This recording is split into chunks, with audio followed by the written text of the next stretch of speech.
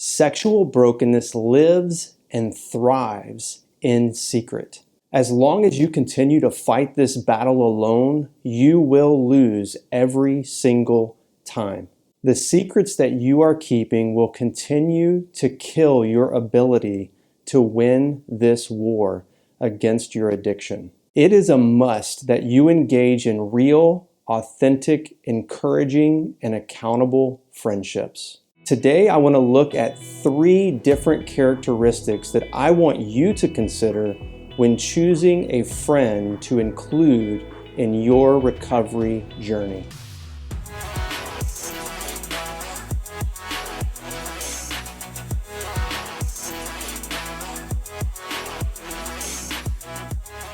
Hello again, friend, and welcome back to Sex Addicted Christian. I'm your guide, Jimmy Trent, and we are here to crush the shame, cultivate community, uncover the unseen, and take action.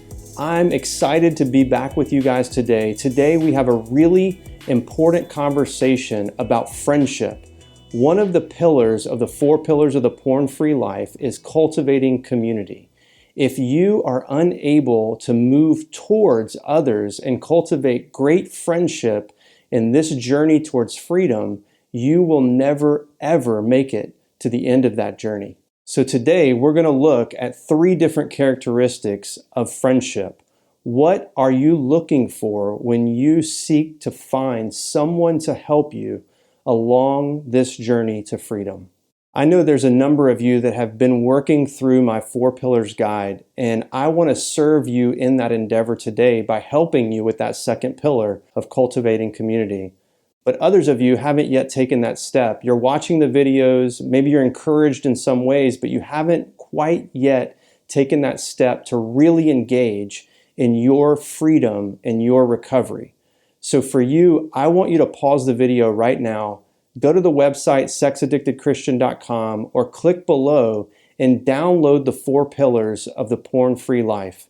It is a free gift that I've written for you. It's meant to serve you and help you to work on the shame, work on the community, uncovering whatever's underneath your sex or lust or porn addiction, and then lastly, creating a battle plan.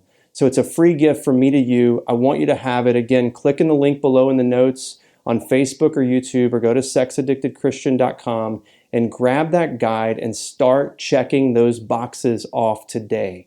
You are 30 days away from your freedom if you want it. So please take the guide, enjoy it, use it. Email me if you have any questions. I'm always available to help. I'm excited for your freedom. Okay, so back to our topic for today, cultivating community, how a porn addict chooses a good recovery friend for himself. Before we look at the 3 characteristics that I want to share with you today, I want to share with you a couple verses from the Bible that bring into context this idea of good, healthy, biblical friendship. I love what Proverbs 17:7 says about a friend. A friend loves at all times, and a brother is born for adversity. I don't know about you, but I know in this journey of recovery from addiction, adversity is a pretty good word to help describe what it's like to live through this. Proverbs 17 casts some vision for what we're looking for in a brother who is going to be alongside us. Ecclesiastes 4 verse 9 gives us some more vision for what we might be looking for. In Ecclesiastes it says this, 2 are better than 1, because they have a good reward for their toil. For if they fall, one will lift up his fellow. But woe to him who is alone when he falls and has not another to lift him up. Again, if 2 lie together, they keep warm. But how can one keep warm alone? And though a man might prevail against one who is alone, 2 will withstand him. A 3-fold cord is not quickly broken. Just another example of what we benefit from when we find friends that will walk this walk with us. Let's look at John's wisdom in 1 John chapter 1. He says, starting in verse 5, "This is the message we have heard from him and proclaimed to you, that God is light, and in him is no darkness at all. If we say we have fellowship with him while we walk in darkness, we lie and do not practice the truth. But if we walk in the light as he is in the light, we have fellowship with one another, and the blood of Jesus, his son, cleanses us from all sin. So here we have a New Testament passage casting some vision for us for what it looks like to walk in the light, which is a big part of why this community is so important. Because when we do, it creates for us a context in which we bring our sin before others and before God. And in doing so, bringing our sin before God, we have the opportunity to enjoy the forgiveness and the cleansing of our sin in Jesus Christ. We're going to look at just one other passage, although there's many we could look at, but I want to take a look at one more in Hebrews chapter 10. Picking up in verse 24, the writer of Hebrews says this, "And let us consider how to stir up one another to love and good works, not neglecting to meet together, as is the habit of some, but encouraging one another, and all the more as you see the day drawing near."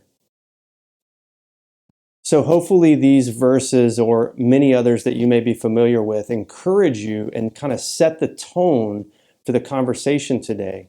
My assumption is if you're here and a part of this conversation and a part of this community because of your sexual brokenness and or addiction, close community is probably not something that you're accustomed to.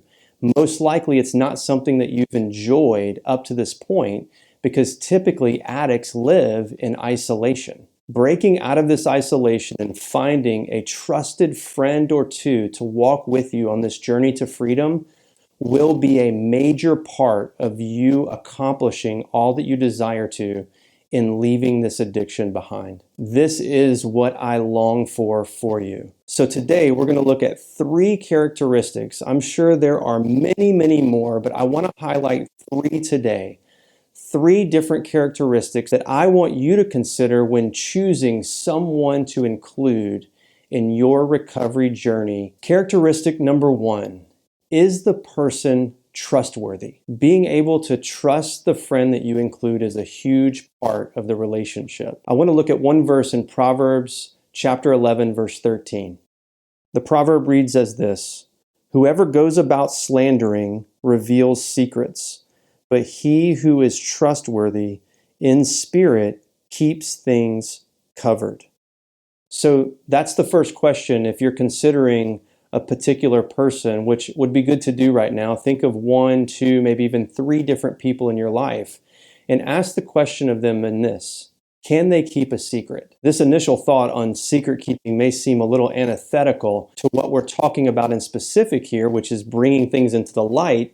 Yet here we're trying to find someone who can keep a secret, but it really isn't at odds at all. Being able to confide in a close friend who you know will have your best interest in mind, will listen to your story, and you don't have to fear them going and telling others, is a great blessing to you in the recovery journey. When we're talking about walking in the light, I'm not talking about walking around and sharing everything and all the skeletons in your closet with anyone who's willing to listen. What we're really looking for in this idea of walking in the light is that there's someone or a couple people in your life that know almost everything about you. We are aiming to live a life without secrets. So I'm wanting you to look for someone in your life that you can trust. Here are 2 questions that might help you in assessing someone's trustworthiness. Number 1, in your relationship and conversations with this person in the past,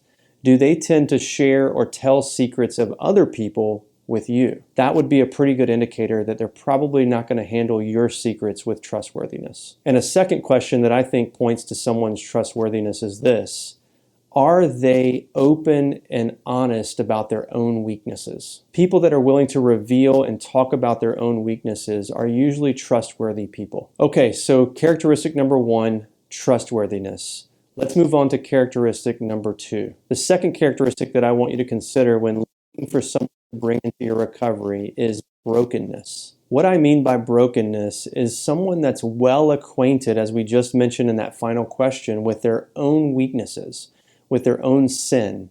They are someone that lives a life understanding that they're imperfect. They're not a perfect person, and they don't mind talking about and revealing and being vulnerable about their own weaknesses. Consider the woman that we meet in Luke chapter 7. This woman was rebuked by all those at the dinner party because she broke her alabaster jar of expensive perfume, desiring to show her love to Jesus who was there.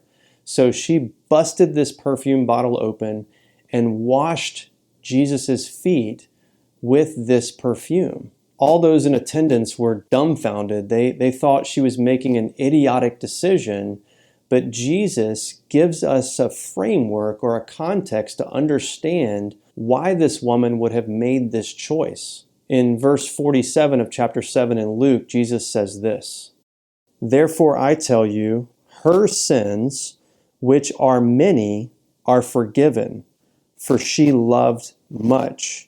But he who is forgiven little loves little." Did you catch that? Jesus is helping those in attendance see that this woman did something that seemed crazy because she loved Jesus so much. Why did she love Jesus so much? She was well acquainted with her own brokenness.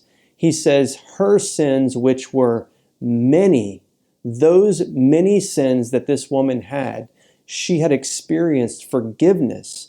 And the amount of forgiveness that she had was directly correlated to the amount of love that she wanted to show to Jesus, the one who had forgiven her. But he says in contrast at the end of our verse here in verse 47, but he who is forgiven little loves little. He's not referring to the size of his forgiveness. He's referring to the size of which we understand our need for forgiveness. So if we don't think we need a lot of forgiveness, we don't get a lot of forgiveness.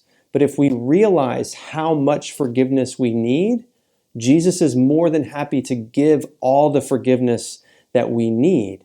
So the variable that changes in this equation isn't Jesus's forgiveness.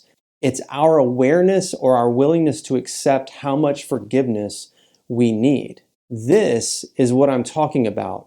This is the characteristic that I want you to look for when choosing a friend to help you in your journey to freedom. I want you to find someone who is well aware of how deeply broken they are, because in turn, they will have received a massive amount of forgiveness from Jesus. And in that, they are an extremely beneficial friend to have because they love much, because as Jesus said, they've been forgiven much. So that's the question you should ask. Is this person aware of their need for forgiveness? You and I need friendships that are based on the grace of God, not on pride and self-righteousness.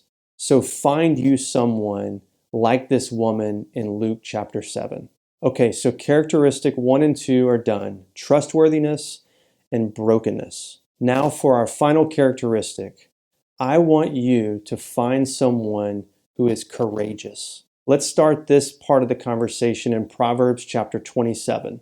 Picking up in verses 5 and 6, Proverbs 27 says this, "Better is an open rebuke than hidden love.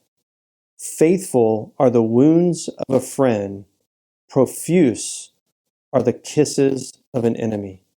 I love this proverb because it cuts right to the shallowness that so many of our relationships are defined by. He says it's better to have an open rebuke from a friend than to have hidden love. He equates these rebukes as faithful wounds from a friend. But he goes on to say that kisses from an enemy are just exuberant. They're a dime a dozen. What we're looking for is a courageous friend to come alongside us who's willing to say the hard things, who's willing to confront us when we're not doing the right thing, who's willing to get involved in the dirty work of being a faithful and good friend. Let's call this what it is. You are in a war if you are seeking to walk away from your addiction and live in freedom. We're not playing games here. If you've made it this far into the video, you're serious about conquering this addiction. I believe you truly want your freedom. Freedom, although it's simple, it isn't simplistic. This journey is a fight, and you will not win it alone. You need faithful and courageous friends who will stand with you on the battlefield for your freedom. This battle is not for the weak. Therefore, you have to find a friend, a comrade who will be courageous. What you don't need is someone in your life who's worried about offending you, someone who cares more about what you think about them than they care about your freedom. You and I need battle-ready comrades. Ladies, sorry about the masculine metaphors I'm using here, but I truly believe you women have this in you too. I believe you women are fighters as well, and oftentimes even more determined than a lot of the men that I've met in my life. I mean, look, you women are built to have babies, and that ain't a fight I'm looking to have. But seriously, I want you guys to find someone who's willing to fight for you and that cares more about you than caring about what you think about them. So that's it. 3 characteristics for you when choosing a recovery friend, someone to come alongside you to fight for you in your freedom. We want to find someone who's trustworthy, someone who's well acquainted with their own brokenness, and someone that's courageous, that's willing to fight, that's willing to get in this mess with you. So to make this conversation count today, I want you to go back to the list of people where you listed 1 or 2 or maybe 3 people that you know, and I want you to pick the one that fits best.